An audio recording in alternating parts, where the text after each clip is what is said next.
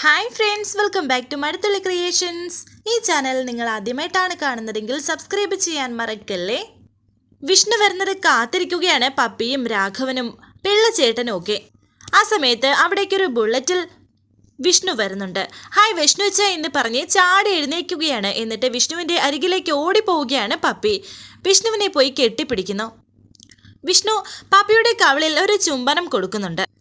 സന്തോഷത്തോടെ രാഘവൻ വിഷ്ണുവിനെ നോക്കുന്നു. ശ്യാമയും പുറത്തേക്ക് വന്ന് നോക്കുന്നുണ്ട്. പപ്പിയെ എടുത്തുകൊണ്ട് വിഷ്ണു അകത്തേക്ക് വരുന്നു. രാഘവൻ വളരെ സന്തോഷത്തോടെ വിഷ്ണുവിനെ കെട്ടിപ്പിടിക്കുന്നുണ്ട്. വിഷ്ണുവും അച്ഛനോട് സന്തോഷത്തോടെ സംസാരിക്കുന്നുണ്ട്. എനിക്ക് ഒരു കുഴപ്പമില്ല അച്ഛൻ, അച്ഛൻ ഇരിക്കുക എന്നൊക്കെ പറഞ്ഞിട്ട് സമാധാനത്തോടെ സംസാരിക്കുകയാണ് വിഷ്ണു. ശ്യാമ പറയുന്നു, വിഷ്ണു ഏട്ടൻ പോയപ്പോൾ മുതലുള്ള പപ്പിമോളുടെ സങ്കടമാണ് പ്രാർത്ഥനയും ഒക്കെയായിട്ട്. പപ്പിമോളുടെയും സത്യമോളുടെയും പ്രാർത്ഥന കാരണം ഈശ്വരന്മാർ നിലത്തിറങ്ങി വന്നേക്കണം എന്നൊക്കെ ഇങ്ങനെ ശ്യാമ പറയുന്നു. കുട്ടികളുടെ പ്രാർത്ഥന മാത്രമല്ല, ശാലിനിയുടെ പ്രാർത്ഥനയും ഒപ്പം ശരീരം നോക്കാതെയുള്ള ഓട്ടവും ഒരുപാട് കഷ്ടപ്പെട്ടു. ഞാൻ നിരപരാധിയാണെന്ന് കോടതിയിൽ തെളിയിക്കാനായിട്ട്. തെളിവുകൾ എനിക്കെതിരായിരുന്നല്ലോ. പിന്നീട് അതെല്ലാം കളവുകളാണെന്ന് കോടതിയെ ബോധ്യപ്പെടുത്തുമ്പോൾ ഞാൻ മനസ്സിലാക്കിയ ഒരു കാര്യമുണ്ട്, എന്നെ രക്ഷപ്പെടുത്തിയേ ഒക്കൂ, അല്ലാതെ മറ്റൊരു മാർഗവുമില്ല എന്നുള്ള ശാലിനിയുടെ ഉറച്ച തീരുമാനം. ആ ഒരു മാറ്റമില്ലാത്ത തീരുമാനത്തിൻ്റെ ഉറപ്പിലാണ് അച്ഛാ ഞാൻ രക്ഷപ്പെട്ടത്. രാഘവൻ പറയുന്നു, ശരിയാണ്, നീ ഒരു തെറ്റും ചെയ്തിട്ടുള്ളത് നിന്നേക്കാൾ നന്നായിട്ട് ഈ ലോകത്ത് മറ്റൊരാൾക്കും കൂടി അറിയാം. അത് ശാലിനി തന്നെയാണ്. അത് നിന്നിലുള്ള വിശ്വാസമാണ്. ആ വിശ്വാസമാണ് നിങ്ങളെ രണ്ടുപേരെയും ഇപ്പോഴും ചേർത്ത് നിർത്താനുള്ള പ്രധാന ഘടകവും. അതിന് നിങ്ങളുടെ ഭാഷയിൽ പ്രണയമെന്നോ സ്നേഹമെന്നോ എന്ത് പേരിട്ട് വേണമെങ്കിലും പറയാം. ഞങ്ങൾ ഈ മനസ്സുകൾ തമ്മിലുള്ള ഐക്യം എന്ന് പറയും. നിങ്ങൾക്ക് രണ്ടു പേർക്കും ആ ഐക്യം വേണ്ടുവോളം ഉണ്ട്. വിഷ്ണു പറയുന്നു, രണ്ട് മനസ്സുകൾ തമ്മിൽ ഒന്നിക്കുമ്പോഴുള്ള അല്ലേ അച്ഛാ ആ മനസ്സുകൾ തമ്മിൽ ഐക്യമുണ്ടെന്ന് പറയുന്നത്. കോടതിയെ വെറുതെ വിട്ടെങ്കിലും എൻ്റെ മനസ്സിൽ എൻ്റെ അമ്മ ഏൽപ്പിച്ച മുറിവുകൾ ഒരിക്കലും എനിക്ക് മായ്ക്കാൻ സാധിക്കില്ല. അത് ഒരു ഉണങ്ങാത്ത മുറിവായി എൻ്റെ ചങ്കിൽ കുത്തി വേദനിപ്പിച്ചുകൊണ്ടിരിക്കും എപ്പോഴും ഇപ്പോഴും. ആ സമയം സത്യഭാമ അവിടേക്ക് വരുന്നു. വിഷ്ണുവിനെ കണ്ട സന്തോഷത്തിൽ നിൽക്കുകയാണ് ഭാമ. വിഷ്ണുവിൻ്റെ അരികിലേക്ക് വന്നു. മോനെ എന്ന് പറഞ്ഞ് വിഷ്ണുവിൻ്റെ അരികിലേക്ക് വന്നിട്ട് വിഷ്ണുവിൻ്റെ കൈ പിടിക്കുന്നു. എന്നാൽ ദേഷ്യത്തോടെ തന്നെയാണ് വിഷ്ണു സത്യഭാമയെ നോക്കുന്നത്. വിഷ്ണു സത്യഭാമയുടെ കൈ എടുത്ത് മാറ്റിയിട്ട് ദേഷ്യത്തോടെ തന്നെ നോക്കുന്നു.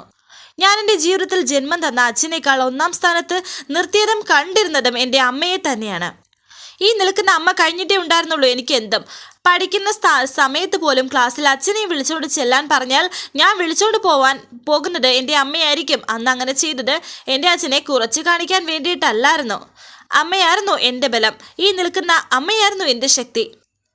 അമ്മ എൻ്റെ കൂടെ ഉണ്ടായിരുന്നാൽ പിന്നെ എനിക്ക് ആരെയും പേടിക്കണ്ട എന്നുള്ള എൻ്റെ അഹങ്കാരം, അത് തന്നെയായിരുന്നു എൻ്റെ അമ്മ.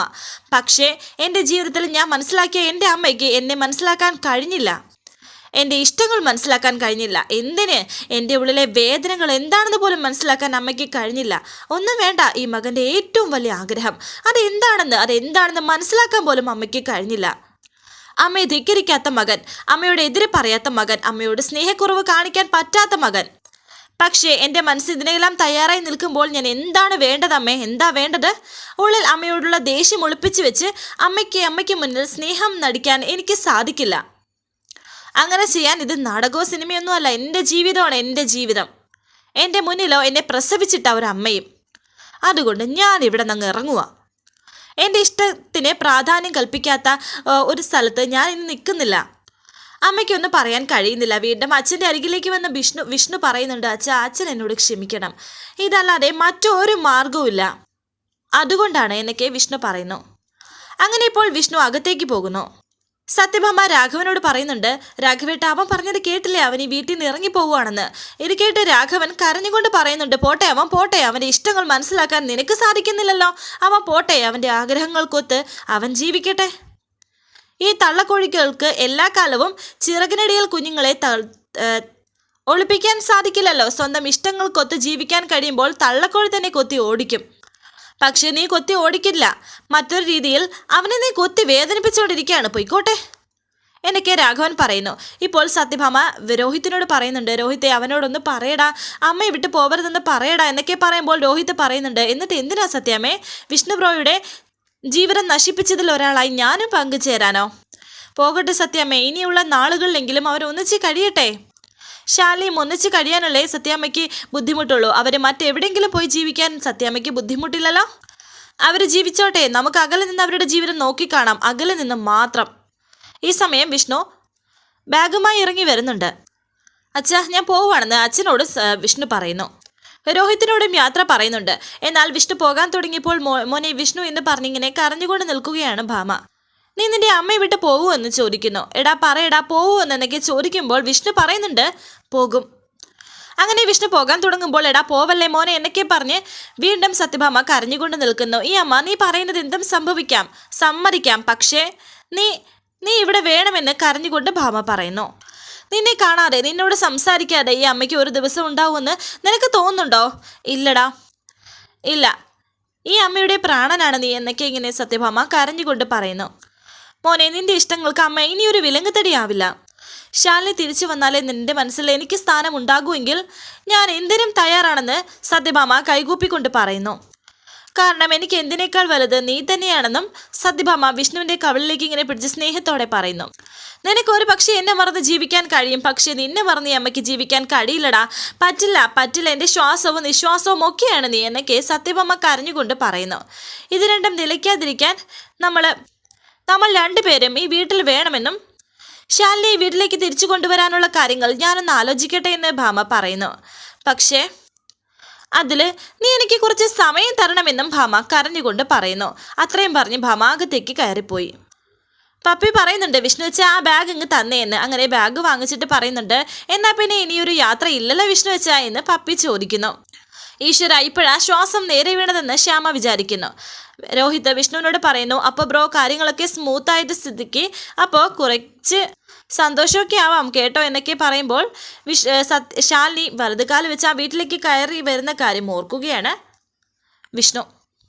രാഘവൻ പറയുന്നു എടാ മോനെ നീ ധൈര്യമായിട്ടിരിക്കുക, നിന്റെ അമ്മ ഇപ്പോൾ തന്ന ഈ വാക്ക് ഇനി ഒരിക്കലും തെറ്റിക്കില്ലെന്ന് പറയുമ്പോൾ വിഷ്ണു അകത്തേക്ക് കയറിപ്പോകുന്നു. ഇപ്പോഴാണ് എനിക്കൊരു ആശ്വാസമായതെന്ന് രാഘവൻ സന്തോഷത്തോടെ പറയുന്നു. എന്നിട്ട് പപ്പിയെ അടുത്തേക്ക് വിളിച്ചിട്ട് മോളുടെയും അച്ഛൻ്റെയും പ്രാർത്ഥന മോളുടെ കൃഷ്ണ ഭഗവാൻ കേട്ടു എന്നൊക്കെ പറഞ്ഞ് പപ്പിക്കൊരു ചുംബനം കൊടുക്കുകയാണ് രാഘവൻ. ഇതേസമയം ശാലിനി ഡ്യൂട്ടിക്ക് പോകാൻ തുടങ്ങുകയായിരുന്നു. ശാന്ത ശാലിനിക്കൊരു ചായ ഇട്ടുകൊണ്ട് വന്നു. ശാരദാമ്മയും അവിടേക്ക് വന്നു. അങ്ങനെ ഇപ്പോൾ വിഷ്ണുവിനെ കുറിച്ച് സംസാരിക്കുകയാണ് രണ്ടുപേരും. വിഷ്ണുവിനെക്കുറിച്ചും ഭാമയെക്കുറിച്ചുമാണ് പറയുന്നത്. എന്തായാലും ഒരു പൊടിക്ക് ആൾ അടങ്ങിയിട്ടുണ്ട്. വിഷ്ണുവേട്ടനെ കുറിച്ചാണ് എപ്പോഴും പറയുന്നത് എന്നൊക്കെ ഇങ്ങനെ ശാലിനി പറയുന്നു. ഇതേസമയം വിഷ്ണുവും ഒരു ബുള്ളറ്റിൽ ശാലിനിയുടെ വീട്ടിലേക്ക് വന്നുകൊണ്ടിരിക്കുകയാണ്. അല്ല, ഇത് എവിടെയെങ്കിലും കേൾക്കുന്ന കാര്യമാണോ? മകനെ ജീവിക്കാൻ സമ്മതിക്കാത്ത ഒരമ്മ, മകൻ്റെ ജീവിതമാണ് പോകുന്നതെന്ന് അവർക്ക് മനസ്സിലാകുന്നില്ലേ? ശാലിനി, അമ്മ ഒരു കാര്യം പറയട്ടെ. ഇപ്പോൾ സത്യമ്മ അല്പം സന്തോഷത്തോടെ നിൽക്കുന്ന സമയമല്ലേ? എല്ലാം സത്യാമ്മയോട് തുറന്ന് പറഞ്ഞ് പ്രശ്നങ്ങൾ നിനക്കൊന്ന് അവസാനിപ്പിച്ചൂടെ എന്ന് പറയുമ്പോൾ അതൊന്ന് ആലോചിക്കണം അമ്മേ.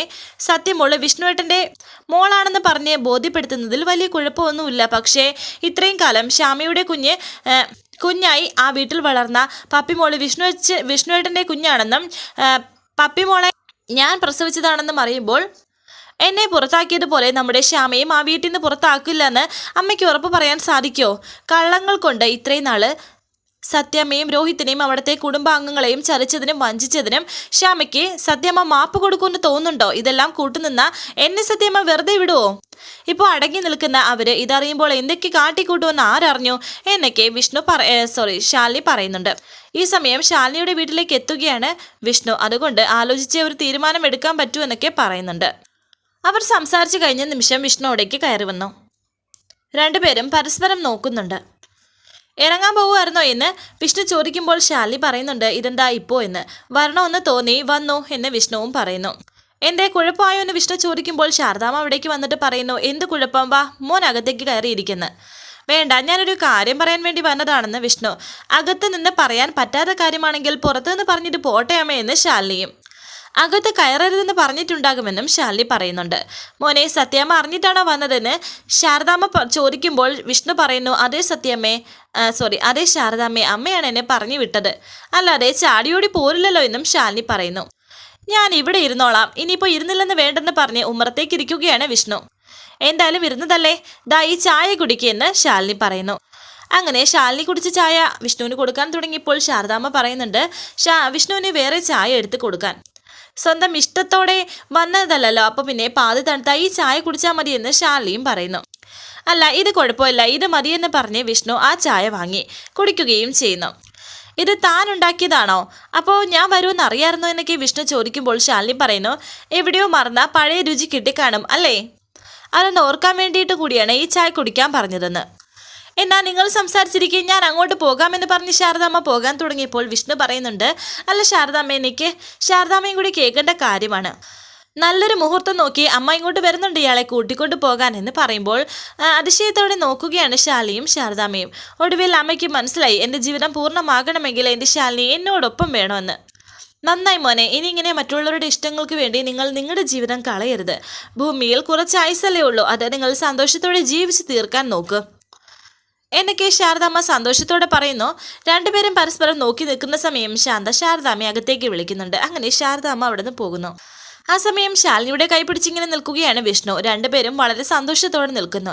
സന്തോഷമായോ എന്ന് വിഷ്ണു ചോദിക്കുമ്പോൾ ശാലിനി സന്തോഷത്തോടെ തന്നെ നിൽക്കുന്നു. നമ്മൾ നമ്മുടെ ജീവിതത്തിലേക്ക് ഇനി ഈ വാക്കിനെ മൊത്തത്തിൽ എടുക്കാൻ പോവുകയാണെന്ന് വിഷ്ണു പറയുന്നു. വാക്കോ എന്ന് ശാലിനി എടുത്ത് ചോദിക്കുമ്പോൾ വിഷ്ണു പറയുന്നുണ്ട്, സന്തോഷം. കുറേ സങ്കടപ്പെട്ടതല്ലേ, കുറേ അധികം കരഞ്ഞതുമല്ലേ? ഇനി കരയാൻ എൻ്റെ കണ്ണിനുമില്ല, തൻ്റെ കണ്ണിലുമില്ല കണ്ണുനീര്. അപ്പോൾ എന്താ ചെയ്യുക? നമ്മൾ നമ്മുടെ ജീവിതത്തിൽ നിന്ന് ആ ഭാഗം അങ്ങ് മാറ്റി വയ്ക്കുക എന്നിട്ട് എന്ന് പറഞ്ഞ് ശാലിനി ഇങ്ങനെ പൊക്കിയെടുക്കുകയാണ് വിഷ്ണു. വരാനിരിക്കുന്ന പുതുപുത്തൻ എപ്പിസോഡുമായി വീണ്ടും കാണാം. Thank you for watching. Please subscribe, like, share my channel.